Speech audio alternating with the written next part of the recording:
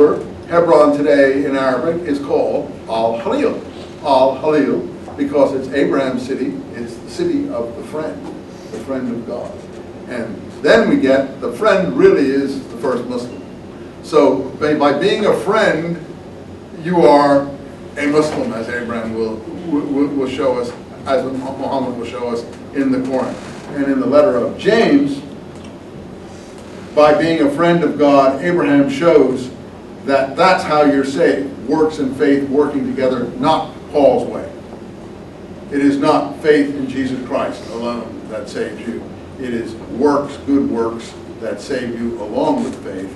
And this is an argument that goes all the way up to Luther's time. Luther didn't like the letter of James, wanted to throw it out of the New Testament, said it's not a Christian letter, and it isn't. And all the people in Christianity who want to say, oh, I got faith in Christ, I'm saved. Well, that's not what the Palestinian doctrine was. That's the Pauline doctrine. And you say, well, what did Jesus say? Well, I don't think Jesus went around saying, have faith in me and you'll be saved. I doubt if anyone ever said that. He wouldn't have had a big following. People don't like to hear that. Oh, believe in me and you'll be saved. Even, suppose I said that to you. Hey, I'm Professor Eisenman. Believe in me and you'll be saved. You'll start throwing stones at me. You'll run out of the room. People don't like that. Another person has to say that later. Oh, you know that guy who lived back then? Believe on him and you'll be saved. So a third person has to say it. And that's what Paul did. That's what Paul did. He did it and saved it like that. But the James people opposed it.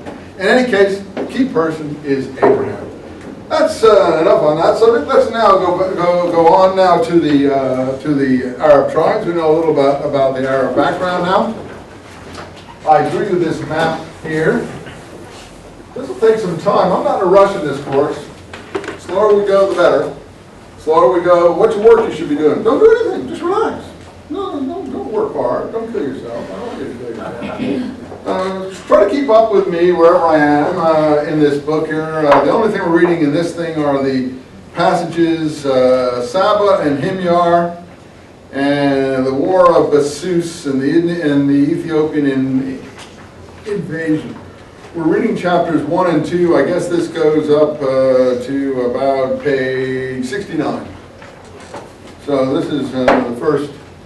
That's all we're reading in this book here.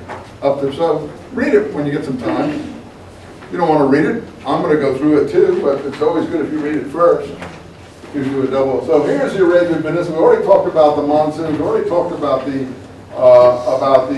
trading and this kind of thing. So originally, there were groups of people down here. This was called Saba. And another name later on for it was called Himyar. That's all will be in the book you have. This is southern Arabia. The reason it's important is this is where the monsoon rains came and gave the sort of fertility that was required.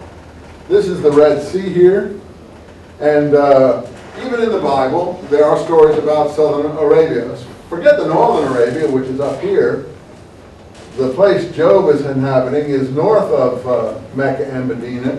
An oasis called Taima, which still exists to the present day. So you want to get here, this will be Medina here.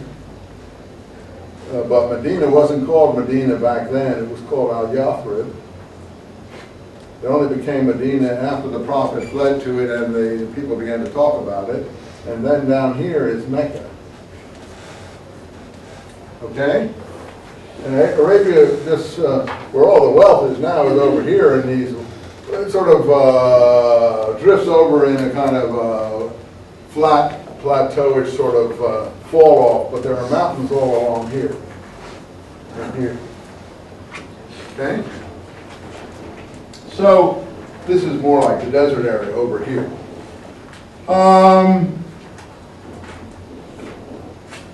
In this southern area, those of you who know the Bible, is this referred to in the Bible stories? Who comes from there? Saba in the Bible becomes or is Sheba. You've got to just watch consonants. Don't worry too much about the H's and the E's and the A's and so on. Who comes from Sheba?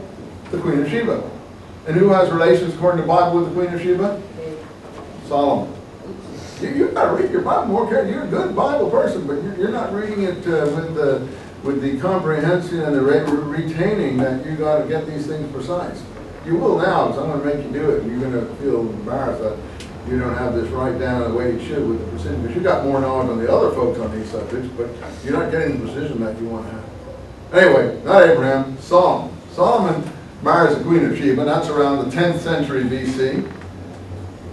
Or marries many wives, according to him. He's David's son, he's king in Jerusalem. But what happens in that marriage with Solomon?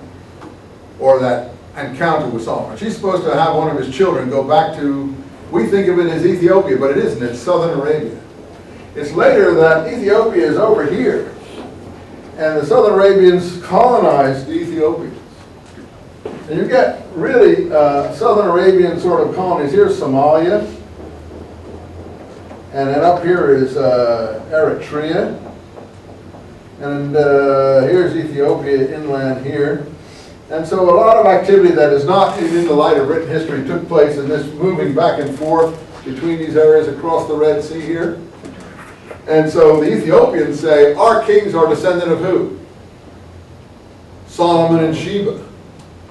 And so those legends then came through from here and went all the way over to here, and they say, the Queen of Sheba is an Ethiopian queen. But she wasn't really. She was a southern Arabian queen.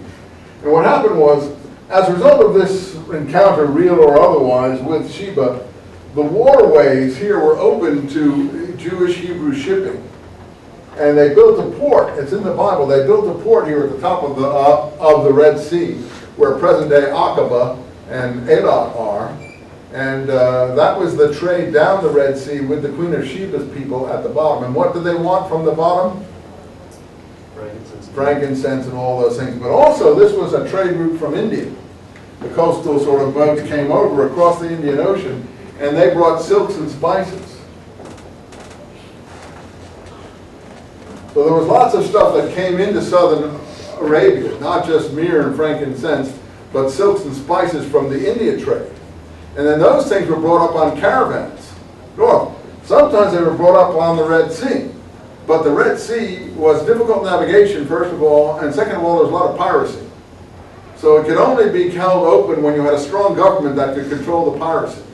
When you didn't have a strong government that could control the piracy, the easier way was to come up through the overland route, through the caravan route, and that went through Mecca and so on up to, actually it went up to the city called Petra in Transjordan, where I told you Herod's father came from.